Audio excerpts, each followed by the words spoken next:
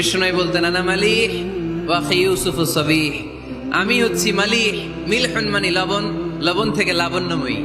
আমার নবী ছিল লাবণ্যময় সুন্দর, আর ইউসুফ আলাইহিস সালাম ছিলেন সাবিহ, ধবধবে সাদা সুন্দর। দেখতে ভাল লাগে কোনটা? এদিকে লাবণ্যময় সুন্দর, এদিকে সাদা সুন্দর, ভাল লাগে কোনটা? ইউসুফ আলাইহিস সালামের চেহারা দেখে মিশরের মেয়েরা এত সুন্দর নবী ইউসুফ আলাইহিস সালামকে দেখে লেবু কাটতে যে আঙ্গুল কেটে ফেলেছিল। কোরআনে এই কথা আছে না নাই?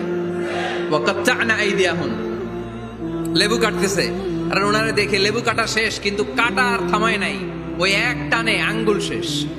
এই কথা যখন আমাদের প্রিয় নবীর স্ত্রী আমাদের আম্মা জান আয়েশা রাদিয়াল্লাহু তাআলা আনহা শুনলেন, উনি বললেন, ও মিশরের নারীরা, তোমরা ইউসুফ নবীর চেহারা দেখে লেবু কাটতে যে আঙ্গুল কেটেছো, তোমরা যদি আমার স্বামী আমার নবী প্রিয় নবীর চেহারা দেখতা, তাহলে লেবু কাটতে যে আঙ্গুল নয়, কলিজাটা কেটে খান খান করে দিতা।